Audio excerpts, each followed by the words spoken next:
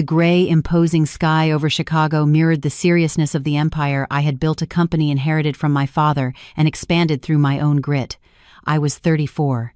The woman I saw in the mirror, the order I had established, the power I wielded, they all filled me with a quiet pride. Everything was in its place. My daughter Lily was at her private school. My husband Mark was at the company, presiding over the finance department from his expansive corner office. My life was a perfectly calibrated Swiss watch, precise, relentless, and closed to surprises. The ticking of the grandfather clock in the hall kept the rhythm of the peaceful silence in our Gold Coast apartment.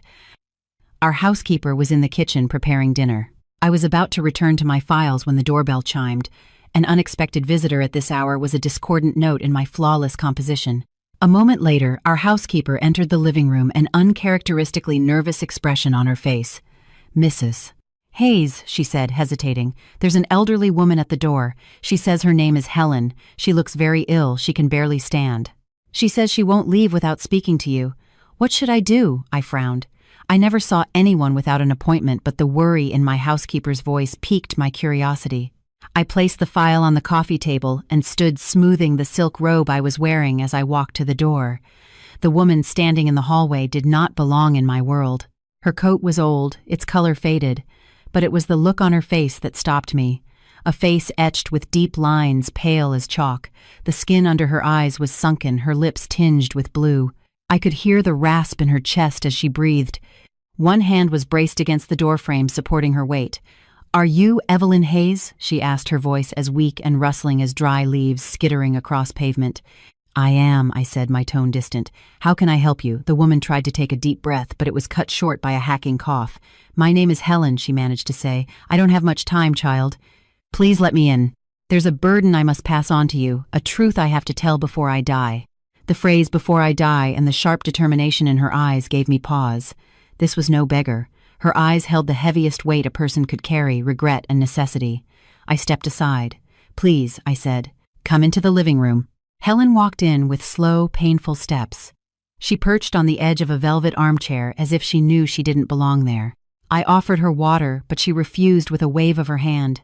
"Nothing goes down anymore," she said. Her eyes were fixed on the pattern of the oriental rug.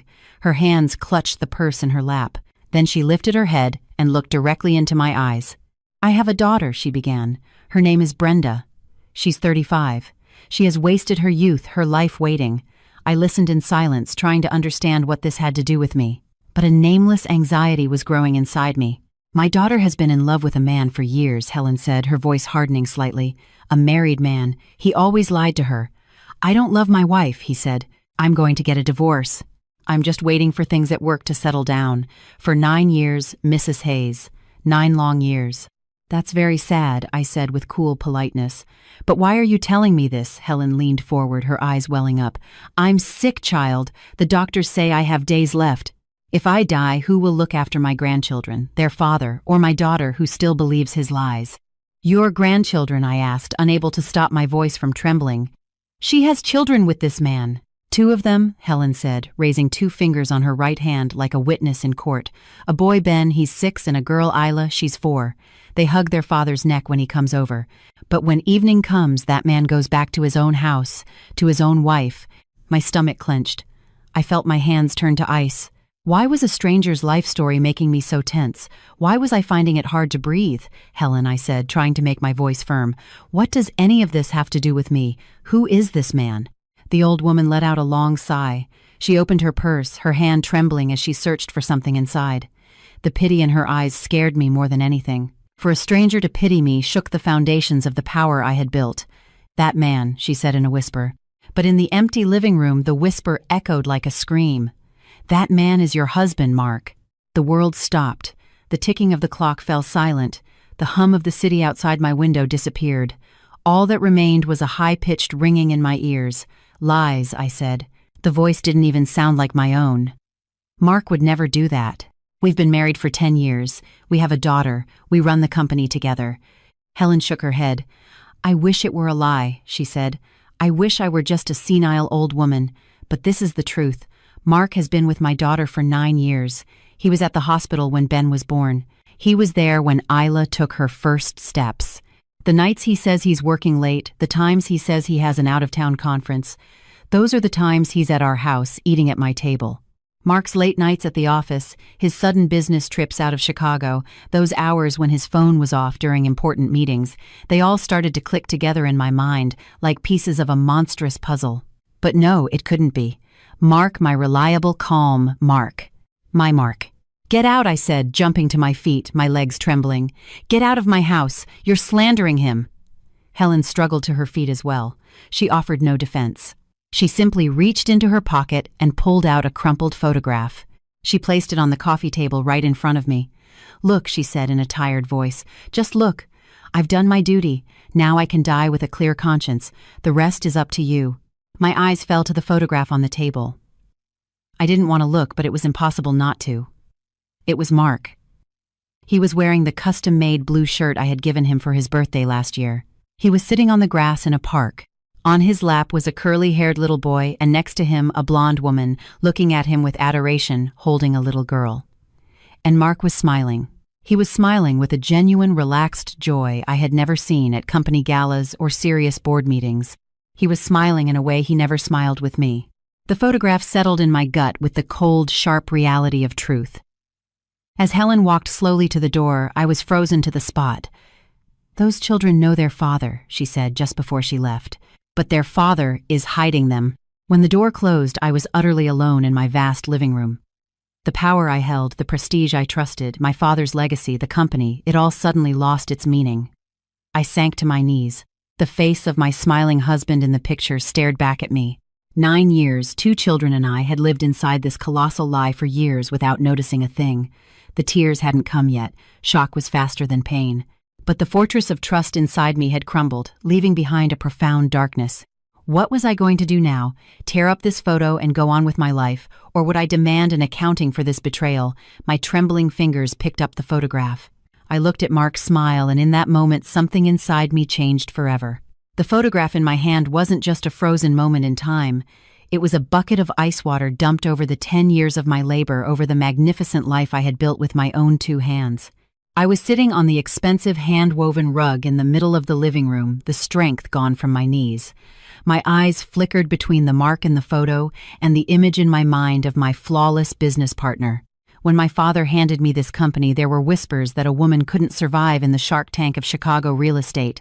"She can't do it," they said. "She'll crumble under the weight." But I silenced those whispers with the rustle of signed contracts and the roar of cranes reshaping the city's skyline.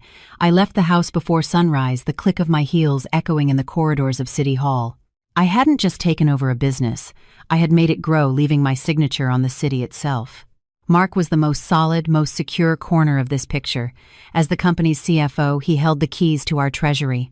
While I was in the field setting strategy and battling zoning boards, he stayed behind managing the numbers, holding those endless meetings with the banks. Whenever I felt my shoulders slump with exhaustion, I'd go to his office on the top floor. He would always tell me in that calm, controlled voice, "You're on the front lines, Evelyn. I'm holding the fort." It turns out the walls of that fort were made of sand, ready to collapse at the first wave. The same perfect order reigned in our home. When our daughter Lily came down for breakfast, Mark would fold his newspaper and give her his full attention. At our famous Sunday brunches, he'd put fruit on Lily's plate and brief me on the week's schedule. To outsiders, we had an enviable life. Mark would sit in the front row at Lily's piano recitals, his eyes shining as he applauded. The ideal father, the ideal husband, the ideal executive. But now Helen's raspy voice echoed in my mind, shattering this perfect picture. "While you thought he was working late," the old woman had said, averting her eyes, "he was warming himself by the space heater in our apartment." A memory surfaced. Last winter during the year-end closing, "The balance sheets aren't adding up, audit's coming up. I'll be at the office all night," Mark had said. When I offered to have a hot meal sent over, he refused. It turned out that night he was in Helen's cramped apartment, sitting cross-legged on the floor. While our central heating kicked in at the slightest chill, he was in a place with a hissing radiator. "My son-in-law loves my lasagna," Helen had said, as if we were having a normal family chat. "He won't eat it at your house. Says Evelyn doesn't know, says it gives him heartburn. But he'll eat pans of it when I make it." My stomach turned. It was true. Whenever our housekeeper made lasagna, Mark would politely push his plate aside. "It's too rich, honey," he'd say. It wasn't his stomach that found it heavy. It was his conscience. Or perhaps he was already full from eating it at that other house. Another image stabbed at my brain. The spring day, Lily won an award at school. Mark was beside me, yes, but he was constantly checking his phone, shifting restlessly. Waiting on an important wire transfer, he'd said. Helen's whisper was in my ear. My little granddaughter Isla took her first steps that day. We thought her father was with us, but he suddenly had to leave. He came to your ceremony. When he returned to them that evening, he held his daughter for hours, as if trying to make up for the moment he had missed. Mark had two faces. One was the serious, distant CFO in Italian-cut suits who stood by my side. The other was the man in the photograph sitting on the grass in an old t-shirt hugging his children, the man who fixed the leaky faucet in Brenda's apartment and carried in the groceries. My Lily knew her father as a powerful businessman. For any repair at our home, we called a professional. Mark wouldn't even pick up a screwdriver. But according to Helen, if the doorknob breaks, Mark fixes it. If the roof leaks, Mark climbs up. I looked at the photo again. Mark's relaxed, unmasked smile was an expression I had never seen on his face behind that massive mahogany desk at the office. In the empire he built with me, he might have been a king, but in that small apartment, at that humble table, he was experiencing the simple lightness of being just a father. And I, one of Chicago's shrewdest businesswomen, had been watching this play from the front row for 9 years. I, who knew every cent, every comma in the company's accounts, had failed to notice this enormous fortune these years stolen from my own life. My CFO had defrauded me not just of money, but of my life. With trembling fingers, I placed the photograph on the coffee table, right next to the thick manila envelope. When Helen left, she hadn't just left a picture. She had taken this envelope from her purse and placed it under the photo where it sat like a heavy secret. My eyes were swollen, my throat tight, but the businesswoman inside me whispered that this envelope held something far more than emotional devastation. I picked it up. It was heavy. I emptied its contents onto the glass surface of the table. What spilled out were not love letters or romantic notes. They were documents that spoke my language, numbers, signatures, bank statements, and official papers. I picked up the top sheet. It was a photocopy of Articles of Incorporation from the Secretary of State. The date was 6 years ago. A company named Apex Consulting and Logistics had been formed. The founder was a name I'd never seen, but my eyes were drawn to the signature card below. Full financial authority for the company had been granted via a sweeping power of attorney to one person, Mark. My breath caught in my throat. I frantically shuffled through the other papers. They were bank account statements, regular wire transfers from our company, my father's legacy, to this shell corporation. In the memo, lines were vague, innocuous phrases that wouldn't raise flags during an audit consulting services third-party vendor payment market research. I looked at the amounts: $10,000, $000, $30,000, $000, $50,000, $000. As the dates progressed, the sums grew larger. I held one up to the light. The signature authorizing the transfer was Mark's, my CFO, my husband, my life partner. Every month, he had been siphoning off money from the contracts I signed from the sweat of the workers on my construction sites, drop by drop, into his own private pool for his other family. Lightning struck in my mind. I remembered the cash flow crunch we had last year. Mark had stood before me with a worried expression. "The market's really tight, Evelyn. Collections are slow. We're going to have to tighten our belts." During that time, I cut my personal spending, even postponed buying new furniture for our apartment. While I was struggling to keep the company afloat, he was emptying its coffers. That tight market was a lie, a cover story for the well-being of Brenda and her children. Among the documents, a copy of a property deed caught my eye. A condo in a luxury building in Lincoln Park. The deed was in the name of the shell company. The closing date was just 2 weeks after we had paid Lily's tuition for the year. He had bought a warm, safe home for that woman and her children with our money, with the power of my company. I put my head in my hands. This wasn't just an affair. This was a planned, systematic financial crime. Mark hadn't just stolen my bed and my trust. He had stolen my work, my labor. He had betrayed my father's legacy.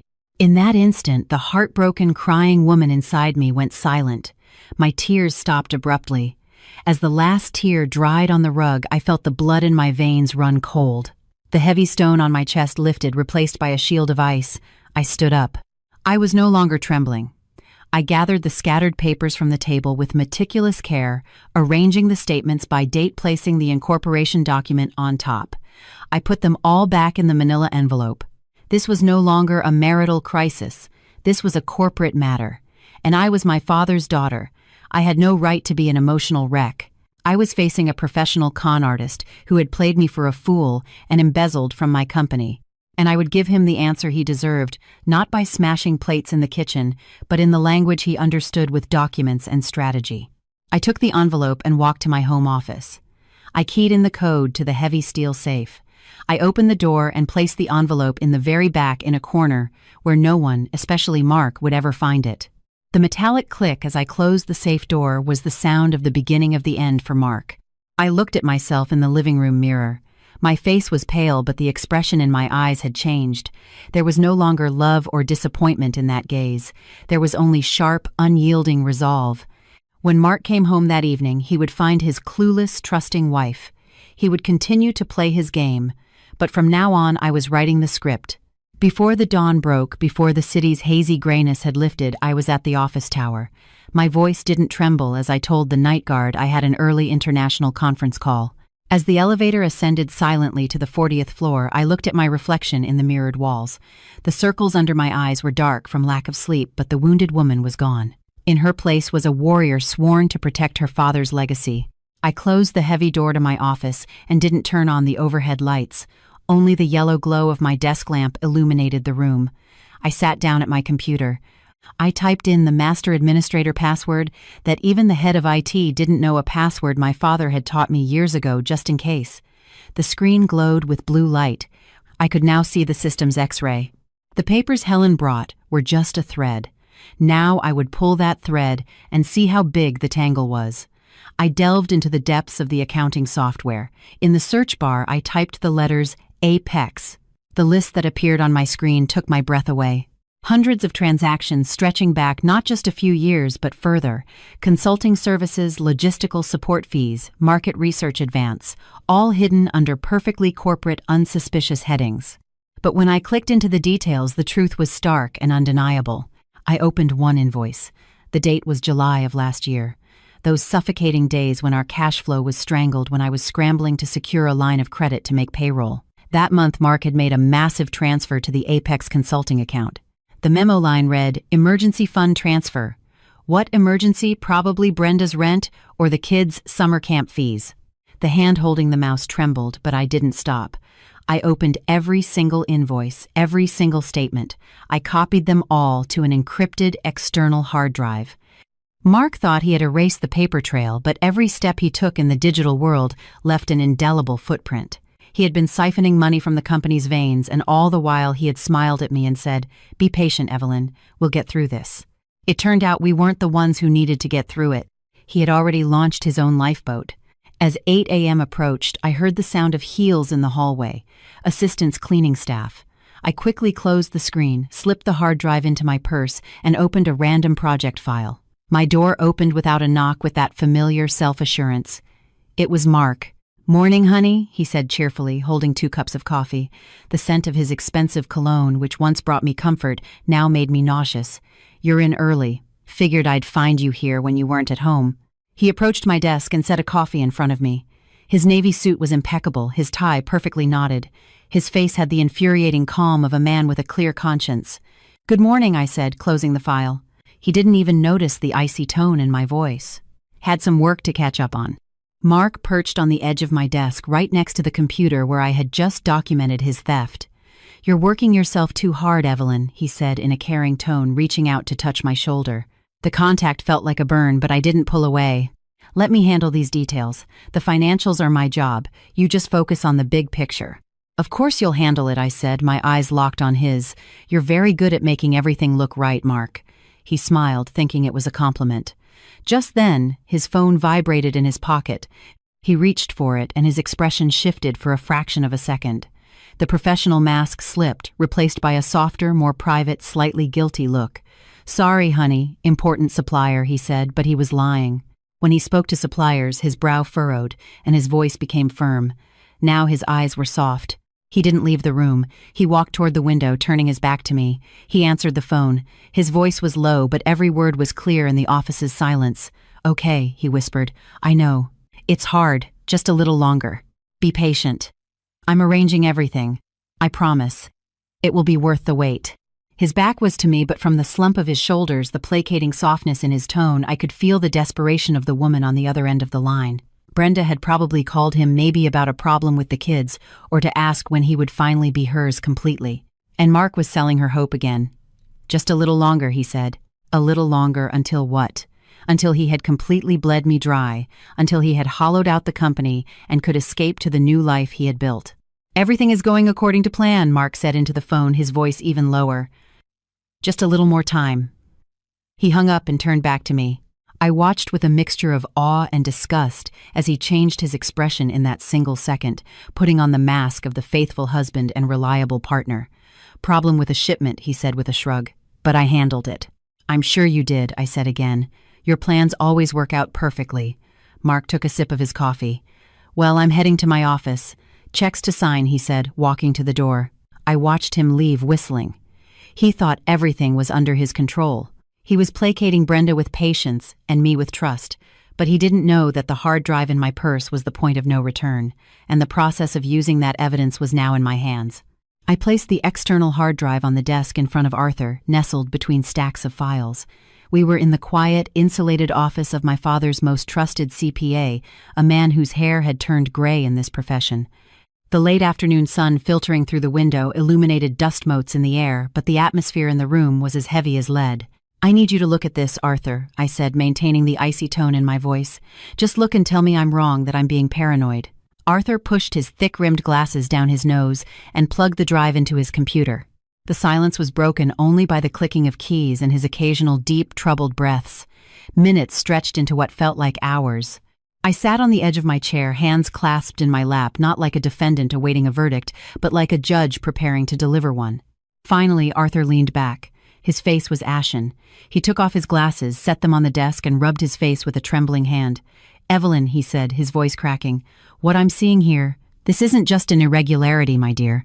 This is a fundamental attack on the company's foundation." How much, I asked.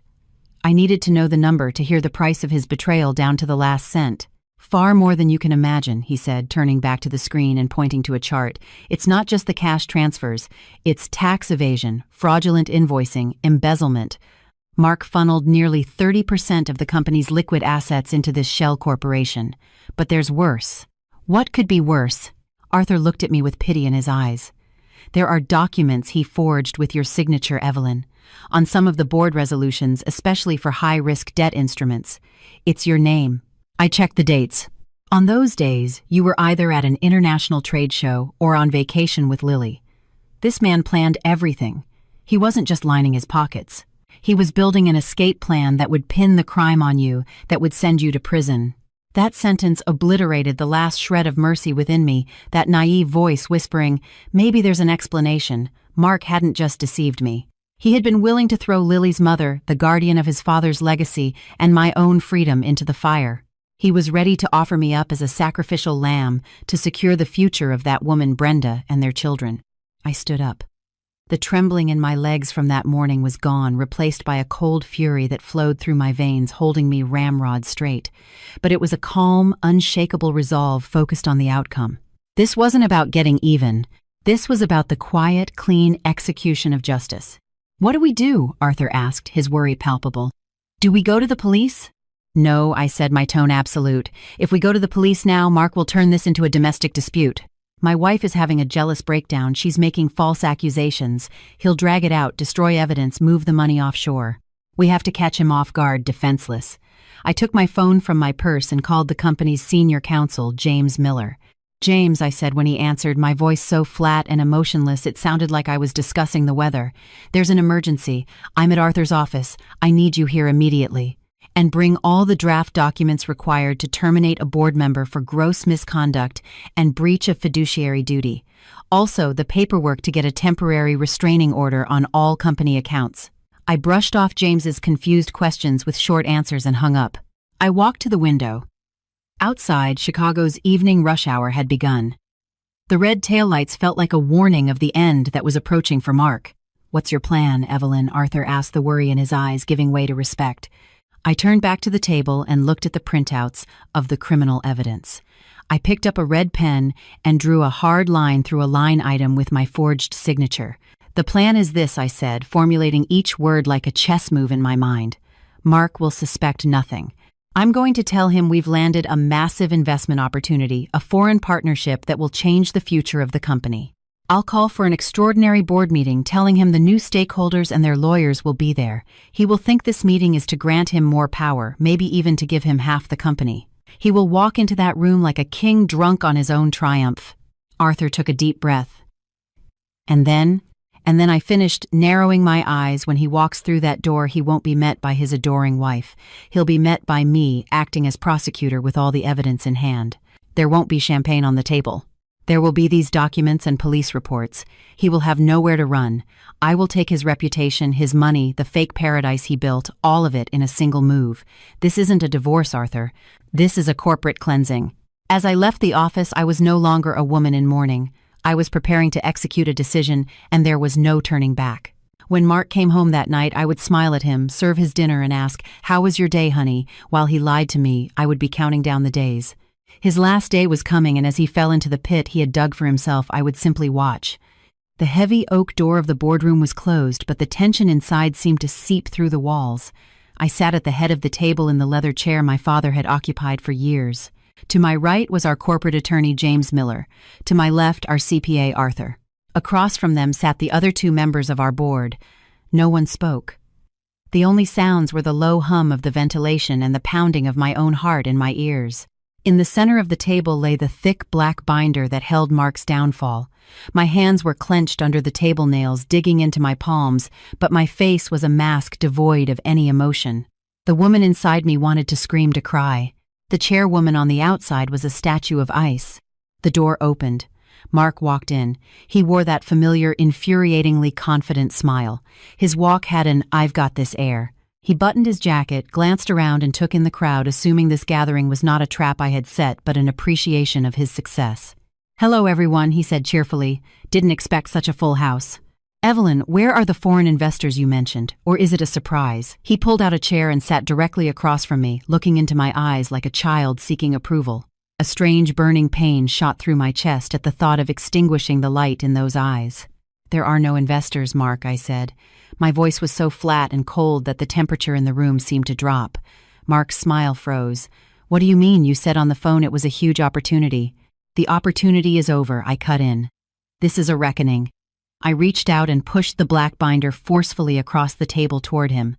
It slid across the smooth surface and stopped right in front of him. "Open it," I commanded. Mark looked from me to James and finally to Arthur, who was staring down at the table, unable to meet his gaze. He had finally sensed the tension. With a slight tremble in his hands, he lifted the cover of the binder. On top were the incorporation documents for Apex Consulting and a detailed breakdown of the money transfers. His eyes scanned the pages. The color drained from his face, second by second. The vibrant, energetic, confident man was gone, replaced by a gray, aged, terrified mask. His lips were dry. What is this?" he stammered, his voice no longer booming. "That is your criminal file, Mark," I said, never taking my eyes off him. "It's the record of the millions you siphoned from the company's accounts into your own shell corporation. The fake invoices, the fraudulent expenses, and most importantly." I picked up another paper from the table and held it up. "The loan agreements you forged with my signature." Mark shot to his feet, knocking his chair over with a loud crash that echoed in the room. "Evelyn, this is absurd. This is all a misunderstanding. I can explain. That company, that was a structure I set up for our own discrete investments for tax advantages." "That's not true," I said, the control in my voice cracking for the first time, but I quickly recovered.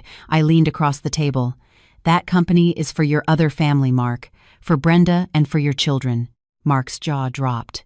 Hearing Brenda's name was the final blow. Pure terror appeared in his eyes. There was no room left for denial, for excuses, for lies. His entire defense mechanism had crumbled.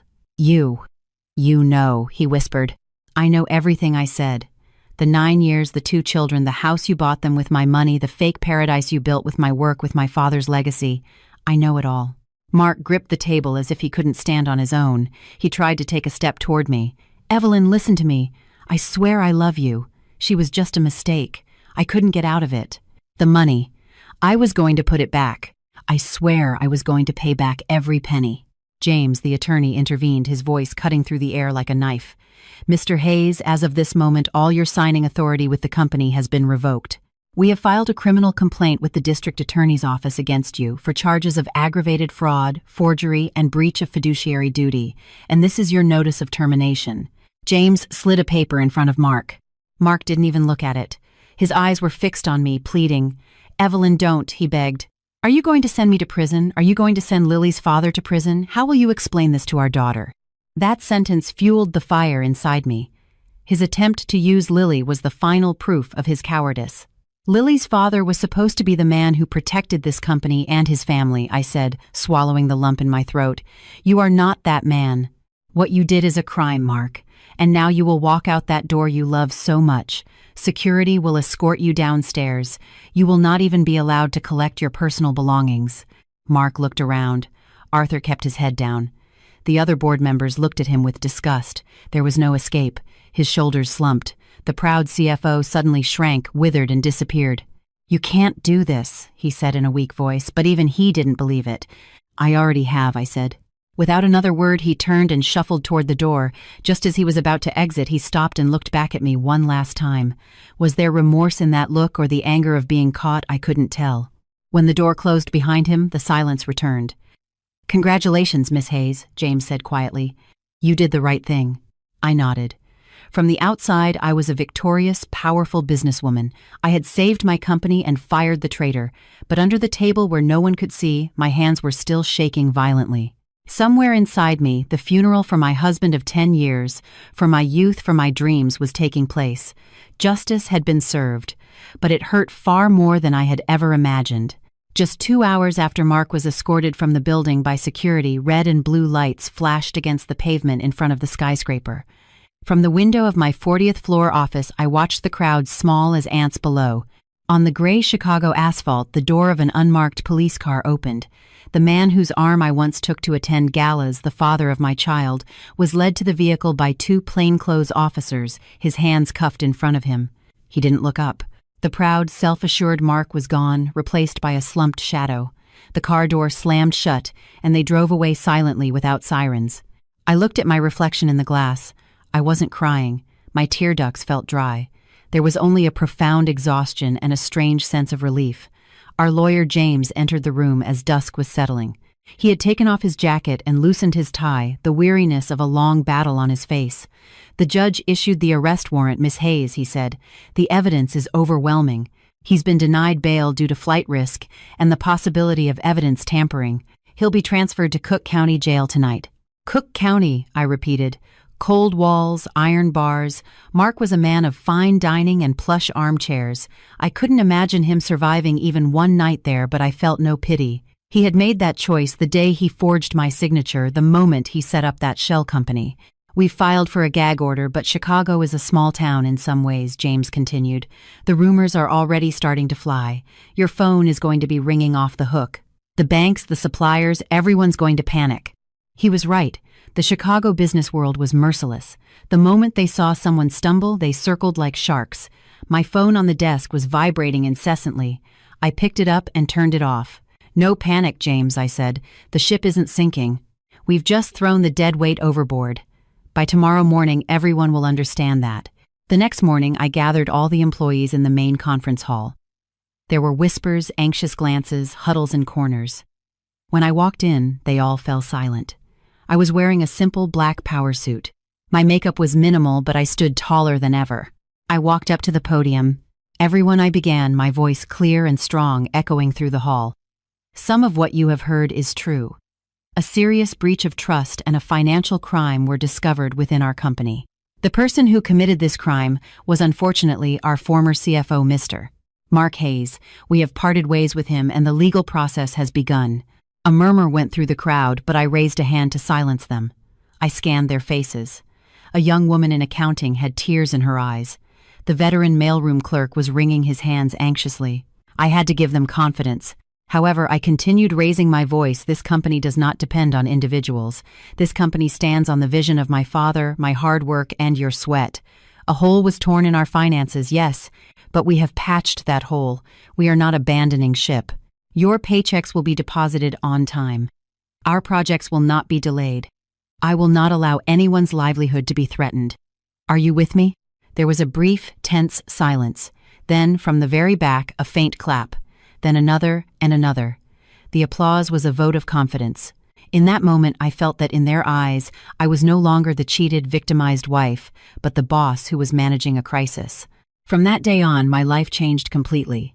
After dropping Lily at school, I would come to the office and work until midnight. Arthur and I dove into the deepest corners of the accounts, tracing every hole Mark had dug, every penny he had stolen. The hardest part was the meetings with the banks. I could see the "this woman can't handle it" look in the eyes of the serious gray-suited bankers across the table. But I didn't back down. I laid my files out before them. "I am here," I told each one. "I haven't run away. I stand behind our debts. Give me time and I will pay you back every single cent, but if you turn off the taps now, we all lose." The determination in my voice, the business genes I inherited from my father worked. They backed off extended deadlines and agreed to restructuring plans. In the evenings, when the office was empty, I would sometimes look at the stacks of files on my desk and shudder. I was alone. There was no husband at home waiting for me, no one to share my day with. But this loneliness wasn't frightening anymore. I had met my own strength. I was not just a wife or a mother. I was a fighter. One evening, working at my desk, I looked out at the lights of Chicago. The city was the same, but I had changed. Mark was in jail paying his price. I was out here rebuilding my freedom and my reputation with my own 2 hands. I was tired, yes, but my head was held high, and that was worth everything. The insistent ringing of my phone cut through the silence of the stacked files on my desk like a knife. It was an unfamiliar landline number. Normally, I wouldn't answer, but a gut feeling told me this wasn't a telemarketer. "Is this Evelyn Hayes?" a formal, distant voice asked. "We're calling from Northwestern Memorial Hospital. A patient named Helen Miller was brought into our ER. Her condition is critical. We found your business card in an old wallet in her purse." It was the only contact number. She must have taken the card I left on the coffee table that day as she was leaving. "I'm on my way," I said without a second thought. I grabbed my coat and bolted as if I had been looking for an excuse to escape the suffocating office. The sharp, antiseptic smell of the hospital filled the corridors. A doctor met me outside the ICU. When I saw Helen through the glass, I realized that only a shadow remained of the old woman who had come to my home. She was lost in the white sheets. When they let me in, I approached her bed. Her eyes were half open. A faint, pained smile touched her lips when she saw me. I leaned in. It was clear she was struggling to breathe. She heard Helen whispered, each word seeming to tear a piece from her lungs. "When Brenda found out, Mark was arrested. When the lawyers called the house, she knew I had talked to you." She swallowed hard. A tear slid from her eye onto the pillow. "She went crazy, Mrs. Hayes," she continued. "She was like a woman possessed. You did this. You ruined my life. You turned him in," she screamed at me. Sick as I was, she threw me out into the street in the middle of the night. "I don't have a mother like you," she said. "Go die wherever you want." My blood ran cold. For a child to throw her dying mother into the street, the world of lies Mark had created had poisoned Brenda too, stripping her of her humanity. That woman was so fixated on Mark and their false future that she saw her own mother, the truth teller, as the enemy. Helen tried to lift her trembling hand. I took it. It was ice cold. "Don't be sad," she said, as if seeing the horror on my face. "My job is done. I've laid down my burden. At least I'm not dying as a partner in that lie, carrying the weight of that complicity. That's enough for me. My grandchildren. They won't grow up inside that lie anymore." Her eyes slowly closed. Her chest rose one last time in a deep sigh and then fell. The rhythmic beep of the monitor in the room flatlined into a long, high-pitched tone. Helen Miller had paid the price for her great act of courage in the final days of her life by being rejected by her own daughter, but she had saved herself from the swamp. An expression of deep peace, defying all the pain she had endured, settled on her face. When I left the hospital, the cold Chicago night air hit my face. I got in my car but couldn't start it. I rested my forehead on the steering wheel. Helen's words from that day in my living room echoed in my mind. "If I die, who will look after my grandchildren, Ben and Isla?" Mark was in prison. Brenda was an angry woman who had lost her grip enough to abandon her own mother. What was the children's fault in all of this? Their father was a criminal, their mother had lost her grasp on reality. Were they doomed to be buried under this rubble, to be lost in that dark house? The next morning at the office, I called Arthur into my room. On my desk were the documents I had managed to find regarding Ben and Isla's school enrollment. "Arthur," I said, my voice resolute, "I need you to handle a very sensitive transaction. This will not go through the company books. It will be funded from my personal account." Arthur examined the documents. He paused when he saw the names, then looked at me over his glasses. "Evelyn, these are." "Yes," I said, not letting him finish. "They are Mark's children, but they are also Helen's legacy." "But Evelyn, that woman Brenda, she would never accept this. She'll cause a scene if she knows you're helping." "She will never know," I said. "The payments will be made through an anonymous educational foundation. Under the name of a merit scholarship or educational support fund, you will speak to the school principal personally, but you will not use my name. You'll say it's from a philanthropist. Their tuition, transportation meals, uniforms, school supplies, everything will be covered until they graduate from college." Arthur leaned back in his chair, stunned. Why was all he asked? "They're the children of the man who did this to you."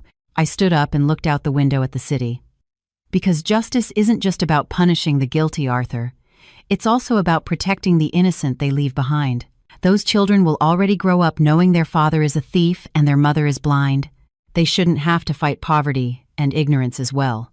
The only way we can save them from that house, from that mentality, is through education." After a long silence, Arthur nodded, his eyes moist. "I'm proud of you, my dear," he said, taking the files and leaving. That day, Ben and Isla's school fees were paid. Brenda probably thought it was a stroke of luck, maybe some help from one of Mark's old connections. She would never learn the truth. She would never know that the hand paying for their education, saving their future, belonged to the woman her partner had betrayed. This wasn't my revenge. This was my victory. A quiet, unshowy, and honorable victory. The sound of my heels on the cold marble floors of the Cook County Courthouse echoed a rhythm not of escape but of a definitive end. Our lawyer James and my CPA Arthur were waiting for me at the heavy courtroom door. James wore a look of professional gravity. Arthur's gaze held a fatherly pride. "Are you ready?" Arthur asked quietly. "More than I've ever been," I said, the clarity in my voice cutting through the corridor's hush. Months of investigations, expert analyses, and all-night preparations had all led to this moment.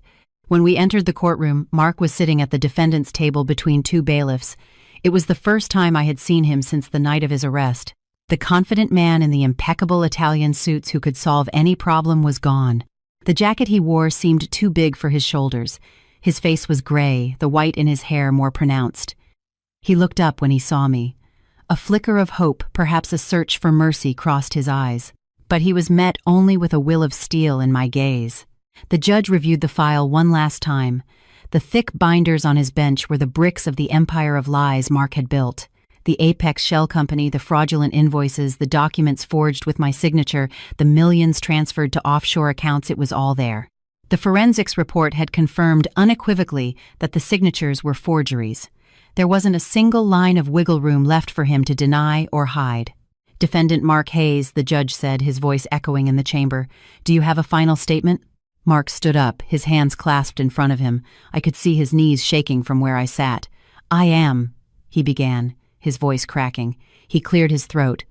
"I am only sorry." He couldn't say anything else. He couldn't say for my family because all of Chicago now knew which family he had been stealing for. The judge asked us to rise as he prepared to deliver the verdict.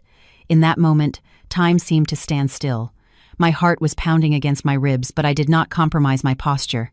"The court has reached a verdict," the judge began, the words falling like a heavy silence in the room. He handed down separate sentences for aggravated fraud, forgery, and breach of trust. As the judge listed the years for each charge, Mark's shoulders slumped further, as if crushed by an invisible weight. The total sentence meant he would spend the most productive years of his life behind bars.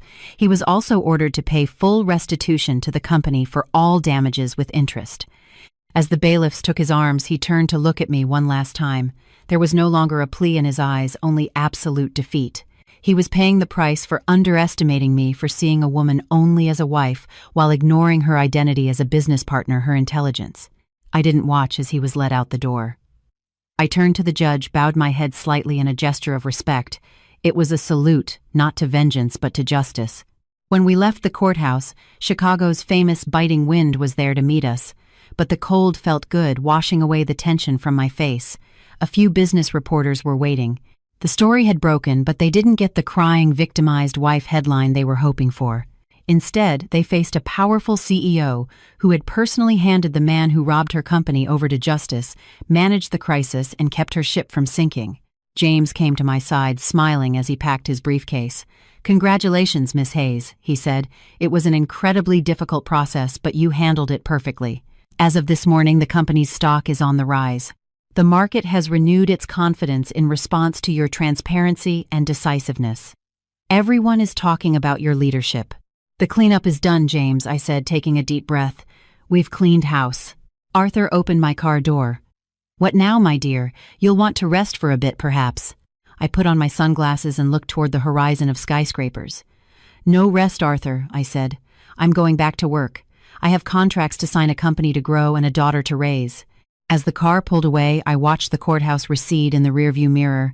That building had swallowed my past, my disappointments, and Mark, but it hadn't swallowed me. On the contrary, it had forged me in steel. I picked up my phone and called my assistant. "Move tomorrow morning's board meeting up," I said in a crisp voice, "and I want all the reports from the finance department on my desk. A new era is beginning." Chicago was watching, I knew, and what they saw was not a broken woman, but a leader rising from the ashes. Justice had been served. Now it was time to continue life, not from where it left off, but from where it should be, stronger than ever. The morning I had the brass nameplate removed from the door of Mark's old office, everyone in the company understood the changes were more than just cosmetic. I had the room completely gutted. The somber leather chairs, the ostentatious mahogany desk, and the heavy velvet curtains that blocked the windows, I had them all thrown out. In their place, I commissioned a modern conference room with glass walls, transparent and filled with light. From now on, there would be no more whispers behind closed doors, no more secret accounts in this company. Everything would be as clear as those glass walls. My weekly review with our new CFO, a woman named Sarah Jenkins, was the most concrete proof of this new order. Sarah was a disciplined, no-nonsense veteran approaching retirement, a woman obsessed with making every cent of the balance sheet line up. The report she placed before me had no gray areas, no question marks. "Miss Hayes," Sarah said, adjusting her glasses, "our cash flow has improved by 20% in the last quarter. After cutting unnecessary expenses and those payments to that other company, we even have a budget for new investments. The debt restructuring is also complete. The banks have removed us from their high-risk client list." "Good," I said, closing the file. "We'll be distributing a portion of that budget as bonuses to the staff, Sarah. I want everyone to know that it's the crew, not just the captain, who saves the ship. Loyalty should be rewarded." A rare, appreciative smile appeared on Sarah's face. When she left, I leaned back and took a deep breath. I used to feel a constant unease, sitting in this chair, as if something I didn't know, something I couldn't control, was always happening. Now that weight was gone from my shoulders. I was now master of every detail. Mark had kept me away from saying, "You wouldn't understand, Evelyn. Finance is complicated. You just be the face of the company." I knew every check I signed, every invoice I approved by heart. I was my father's daughter, but now I was my own woman. In the afternoon, walking down the hall, it was impossible not to notice the change in the employees' expressions. The woman they used to see as the boss's daughter or Mr. Hayes's wife was gone. Now when they looked at me, they saw the steel resolve of the person who didn't let go of the helm in the middle of a storm, who saved the ship from crashing on the rocks. Their greetings were more direct, their tone more respectful. Authority wasn't earned by shouting or banging a fist on a table. It was earned by standing tall in a crisis. I had learned that firsthand. That evening, as I walked out of the revolving doors of the building, I told my driver, "Just drop me at home, you can have the rest of the night off." I wasn't afraid to go home anymore. The lies that had seeped into the walls of that apartment, the silent tensions, had been cleansed. When I entered, Lily was on the living room floor, drawing with a spread of colored pencils. Seeing me, she jumped up and ran to hug me. She was only 8, but she had felt the tension of the past few months in her little heart. She thought her father was on a long business trip. For now, on the advice of her therapist, we were letting the truth unfold over time. But a child's intuition is strong. She could breathe the lighter air in the home, too. "Welcome home, Mom," she said, burying her face in my neck. "Look what I made at school today." She pulled me over to her drawing. On the paper was a giant sun, a house, and 2 figures holding hands. One was her, the other was me. I didn't ask why she hadn't drawn her father. I didn't try to fill that empty space. "It's wonderful, sweetie," I said, stroking her hair. We went to the kitchen together. I had sent the housekeeper home early. I wanted to be alone with Lily to chop tomatoes and boil pasta. As I stood at the stove, Lily sat on the counter, swinging her legs and watching me. "Mommy," she said suddenly, her voice bright. "You smile a lot more now." The wooden spoon in my hand paused mid-air. I turned to her. "Do I?" "Yeah," she said. "Before, when Daddy was here, you always looked tired. You were always looking at your phone. You're still tired now, but your eyes are shiny. And you play more games with me." My eyes filled with tears, but this time they were tears of happiness. I leaned in and kissed her forehead. "That's because it's just the two of us now, and we're a very strong team. We don't need anyone else, Lily." Our dinner wasn't disturbed by the ghost of Mark at the table. The evening meals, once fractured by his phone calls and tense silences under the guise of problems at the office, were now filled with Lily's school stories and our laughter. After putting Lily to bed, I went to my study, but I didn't work. I just looked out at the lights of Chicago. The city was the same, the streets were the same, but I was someone else entirely. I had stepped out of Mark's shadow. I was no longer someone's wife, someone's daughter, or someone's partner. I was Evelyn, and this new Evelyn held the reins of her life so tightly that she would never let anyone take them from her again. It was a morning years later when I first noticed the silver strands in my hair in the mirror. In the afternoon, as the company's hallways buzzed with their usual rhythm, there was a soft knock on my door. Arthur came in. He no longer walked with quick steps, but moved slowly, leaning on a cane for support. Time had stooped his shoulders a bit more, and it had sharpened the focus in my eyes. In his hand was the anonymous blue file he brought me this time every year. He placed it on the corner of my desk, separate from the other corporate reports. "The results are out, Evelyn," he said. His voice was a bit raspy, but it was filled with pride. He took a deep breath as he sat down. "I thought you'd want to see." I lifted the cover of the file.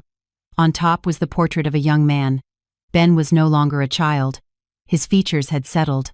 Though the strong line of his jaw resembled his father's, the depth and dignity in his eyes were a clear inheritance from his grandmother, Helen. "University admission results," Arthur said, pointing a finger to a line at the bottom of the page. "College of Engineering, his first choice. Got in with honors." I felt my fingers tremble slightly as I held the paper. In a world where his father had tried to get rich through deceit and shortcuts, his son was succeeding with his own hard work. Ben was a refutation of that dark legacy. I turned the page. This time a photo of a young girl with a cello appeared. Isla was as graceful as a swan in her black dress. From her recital, Arthur explained, her instructors say she's a natural prodigy. She's already started receiving invitation letters from conservatories abroad. Looking at the photos, I felt an indescribable lightness in my chest. This was a success more real, more lasting, than the biggest deal won or the most profitable contract signed. "And his mother?" I asked, my eyes still on the photos. "Does Brenda suspect anything?" Arthur shook his head, a faint, sad smile on his face. "No. When she got the letter from the foundation, she was bragging to her neighbors again. Our situation's improved a bit. Their father may be rotting in jail, but things have turned around for the kids," she says. "She still thinks the money comes from that educational opportunity fund we invented. In fact, she called the foundation last month. My son is starting college," she asked anxiously. "The scholarship won't be cut off, will it? The woman is still only concerned with her own livelihood, oblivious to the bigger picture. It's better that she doesn't know," I said, closing the file. "If she knew her pride, the thing she mistakes for dignity would ruin her children's futures. Or worse, she'd turn them against me. They need to grow up without knowing the identity of the hand that's helping them." Arthur leaned on his cane and looked out the window at the gray city skyline. "Helen," he said quietly, "if she hadn't come to your door that day, who knows where these children would be now?" I thought of Helen, the great sacrifice she made in her last days before taking her final breath. By turning in her own daughter's secret, she had given her grandchildren a clean slate. She hadn't just brought news of a betrayal to my home that day. She had entrusted me with the futures of 2 innocent children. "This is her work, Arthur," I said. "I am merely the vessel." That woman, by tearing one family apart, actually saved these children from the wreckage. Her courage, even years later, illuminates their path. Arthur took the file to take it to the archives. "And you honored that trust, my dear. Not everyone would have. People won't even give a glass of water to their enemy's child, and you gave them a life." "They are not my enemy," I said, remembering the clear gaze in Ben's photograph. "They are the proof of innocence." When Arthur left the room, I didn't go back to work. I sat in silence for a while. The clock on the wall continued to tick, but time was no longer working against me. The wounds of the past had closed, leaving behind a faint ache and a great deal of wisdom. Helen could finally rest in peace. Her will had been done. Justice, in its most silent, invisible, and elegant form, had found its way. Ben would become an engineer, Isla would command stages, and I, from a distance from the shadows, would watch them and celebrate my quiet victory. After Arthur left, I slowly pushed the drawer shut and locked it.